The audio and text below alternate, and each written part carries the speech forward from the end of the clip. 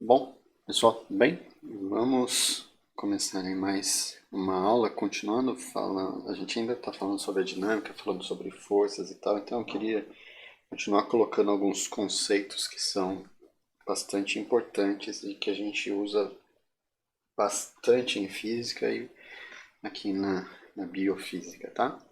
Então, hoje a gente vai falar um pouco sobre outras forças derivadas, né? Então, por exemplo, a força são forças de contato, e aí a gente tem duas forças principais, que é a força de atrito e a chamada força normal. Então, vamos começar com a força normal.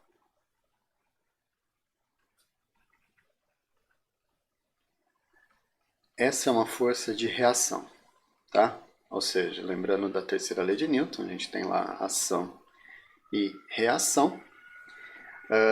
Então, toda vez que eu tento colocar um corpo sobre uma dada superfície, né? Então, suponha que essa aqui seja uma superfície. Suponha que eu esteja colocando um objeto sobre essa superfície. Tá? Isso na Terra, então, existe uma aceleração da gravidade, ou seja, esse corpo ele tem um peso, né? Uma força que puxa ele para baixo. Então, o que acontece é que, no ponto de contato, se não houvesse essa superfície aqui, né? Então, suponha que a gente não tem essa superfície, esse cara ia simplesmente descer. Tá? Ele ia ganhar uma velocidade e ia descer. No entanto, existe uma superfície que não deixa, né? Então, o corpo exerce uma força, que é o peso, tá? Então, a massa vezes a aceleração da gravidade, e o fato da superfície não se deformar, né? Ou pelo menos não deixar com que o corpo entre aqui, gera uma força de reação, nesse caso.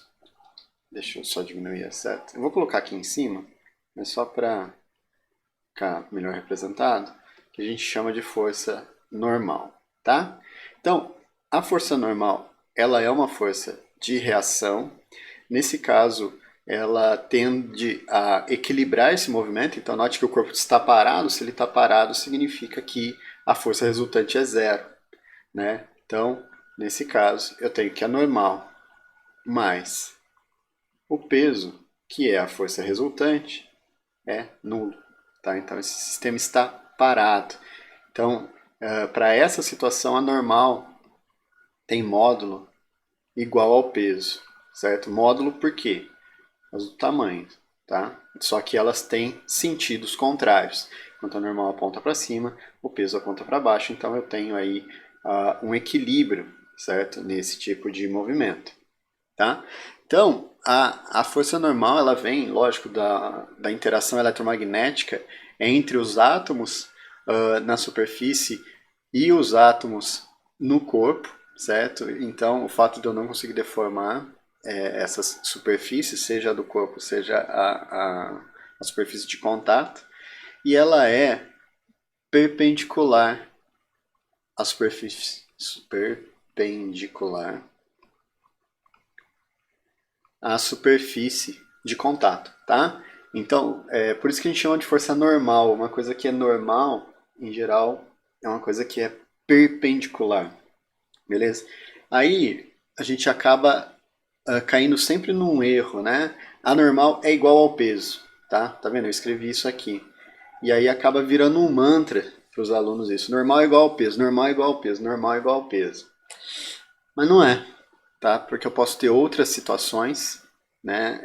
Realmente ela é uma força de reação, então eu preciso olhar o que está acontecendo. Então suponha que ao invés dessa superfície eu tivesse essa superfície aqui, ó. Deixa eu aumentar o bloquinho aqui, tentar puxar ele para baixo.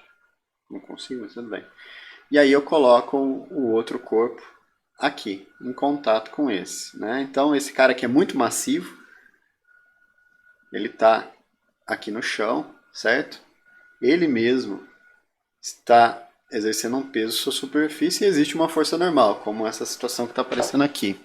Agora, suponha que esse cidadão aqui, ele está, por exemplo, sendo empurrado contra essa parede por uma força F aí, beleza?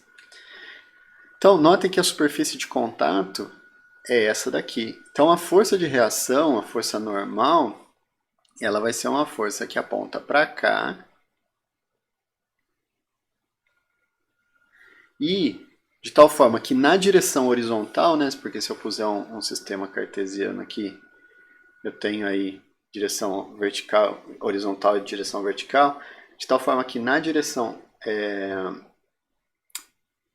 horizontal, a força resultante é nula, porque esse cara não está andando. Ele pode estar até subindo e descendo, certo? Seja pela ação do peso, seja pela ação de qualquer outra força que não estou representando aqui. Mas na direção horizontal há um equilíbrio. Equilíbrio significa que a força resultante, que é normal, mais a força que está sendo aplicada aqui é zero. Né? Então, em módulo, se a gente for escrever vetorialmente, eu tenho isso aqui. Normal igual a menos a força. Esse menos aqui está associado com o sentido dos vetores. Porque a força aponta para um lado e a normal aponta para o outro. Tá? Então, elas têm a mesma direção, mas têm sentidos opostos. Mesma direção, mesmo módulo, tá? Mas sentidos opostos. Então, em módulo, a normal, nesse caso, é igual à força. Tá vendo? Então, ela não é igual ao peso, porque esse sistema tem um peso, por exemplo, que estaria apontando para baixo. Tá? Então, eu teria aqui um m vezes g. Tá? Eu poderia melhorar, ou seja,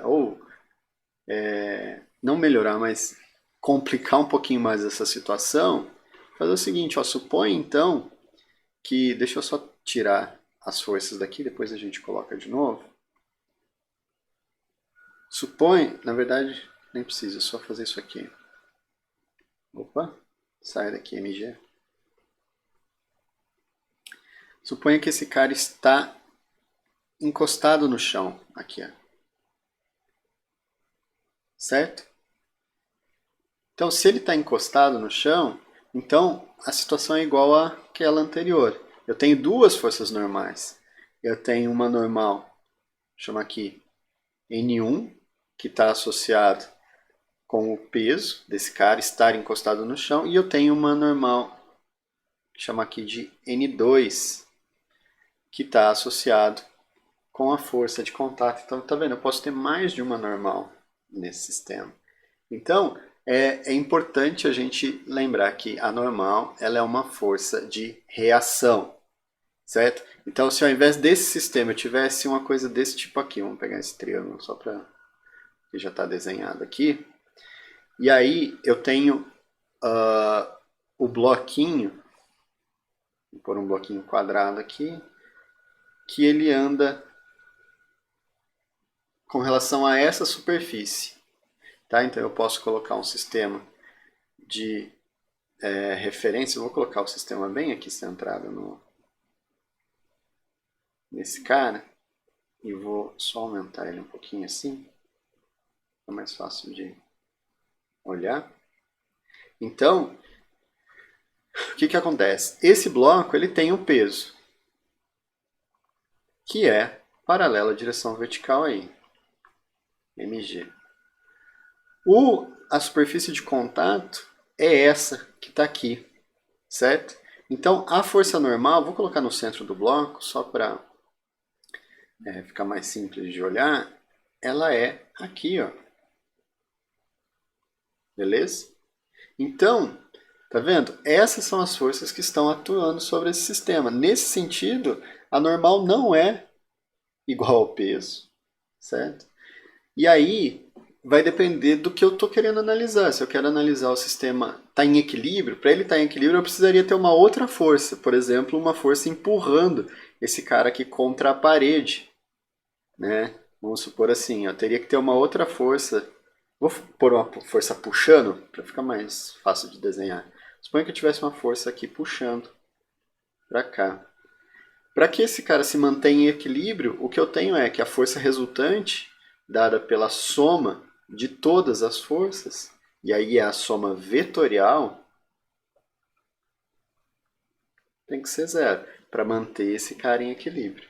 Mas notem que surge uma força de reação, que é a força normal, tá? Então, a força normal, ela precisa ser analisada conforme a situação, conforme o contato, né? Então, não adianta eu falar normal é igual ao peso. Não, porque eu poderia ter, por exemplo, nesse sistema que está aqui em cima, que eu coloquei, eu poderia ter uma outra força puxando esse cara para cima, de tal forma que se ele tivesse parado, encostado aqui, eu precisaria adicionar uma força, tá? Então, para equilibrar, beleza? Bom, além da força normal, outra força que a gente tem, que é também uma força de reação, é a chamada força de atrito. Certo? A força de atrito, ela é uma força dissipativa, ela tenta dissipar a energia do movimento, se opondo ao movimento, tá? Então, mais uma vez, colocando esse sistema, eu coloco um bloquinho aqui. Suponha que esse cara ele esteja sendo puxado para cá por uma dada força F. O fato dele estar sobre uma superfície que tem atrito, né? Então o atrito na escala microscópica, né? Se a gente fizesse um zoom aqui do que está acontecendo, basicamente eu tenho duas superfícies que não são perfeitamente lisas e estão tentando uma escorregar sobre a outra, certo? Então, ou seja, quanto mais rugosa, maior a área de superfície. Quanto maior a área de superfície, mais eu favoreço a interação eletromagnética, que é aquilo que eu estava falando para vocês. Na verdade, a gente não toca em nada. A gente interage com as coisas através da interação eletromagnética, tá? Então, ou seja, quanto mais rugosa, significa que mais área de superfície eu tenho. E quanto mais área de superfície eu tenho, mais eu favoreço a interação eletromagnética, tá? Então, o fato desse cara tentar se mover para lá gera uma força oposta ao movimento, não necessariamente à força, tá? Ela é oposta ao movimento, que a gente chama aí costuma chamar de FAT, de força de atrito. Por que eu estou falando que não necessariamente ela é oposta à força? Porque essa força, ela poderia, eu poderia ter uma outra situação em que essa força, ela não é desse jeito que está aqui, tá? Mas ela é assim, por exemplo. Certo? Tá vendo? Então, eu vou ter uma componente dessa força. Se a gente fosse olhar as projeções, né? Então, colocando aqui um sistema de coordenadas. Então, eu vou ter uma componente dessa força na direção do movimento, tá? Então, eu poderia chamar aqui de um Fx. E eu tenho uma componente na direção perpendicular ao movimento Fy, que está tentando levantar o corpo. Então esse corpo ele tem um peso associado a ele, tá? Que é a interação dele com a Terra, que está e aqui. Então tá vendo quantas forças eu tenho nesse sistema? Então eu tenho uma força mg e ele tem uma força normal. Eu vou colocar aqui n, tá? Então, ou seja, eu tenho a força que tem componentes nas duas direções, então eu precisaria decompor essas componentes para poder fazer a soma vetorial. E aí, se esse cara tiver ou parado ou andando com velocidade constante, significa que não tem aceleração ou que a força resultante é zero. Então a soma, né, vamos colocar assim, a soma, esse símbolo aqui significa soma, de todas as forças que agem sobre o corpo, se ele estiver parado ou em movimento constante, é nula, tá? Então eu precisaria somar todo mundo, inclusive para determinar quem é a força de atrito, quem é a força normal, certo? Então é um sistema de forças aí atuando sobre o cara. É comum a gente representar, porque assim, a força de atrito é extremamente complicada de você determinar, porque ela depende dos materiais que estão interagindo, né? Depende da superfície. Então a gente costuma classificar a força de atrito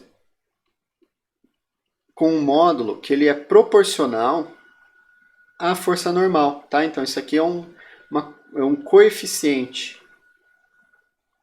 Por que isso? Pensa o seguinte, quanto maior a força normal, nesse caso, significa que mais existe contato entre a superfície do corpo e a superfície que ele está tentando deslizar. Então, se existe muito contato, é como se eu apertasse o corpo para baixo, isso ia gerar uma normal maior, né? Então, e aumentar o atrito, porque eu estou aumentando o contato. Então, a gente tem um chamado coeficiente de atrito que correlaciona a força de atrito com a força normal, beleza? Então, é importante que a gente defina isso. E mais uma coisa, esse coeficiente de atrito ele não é único. Ele depende se o sistema está parado, então a gente tem um coeficiente de atrito estático, ou se o corpo está se movendo, que é um coeficiente de atrito dinâmico, né? Então pensa assim, você foi lá tentar mudar o teu guarda-roupa de lugar. Você começa a fazer força, né? E o cara não sai do lugar porque ele tem atrito com o solo. Porque se não tivesse atrito, uma força mínima ia fazer com que ele andasse.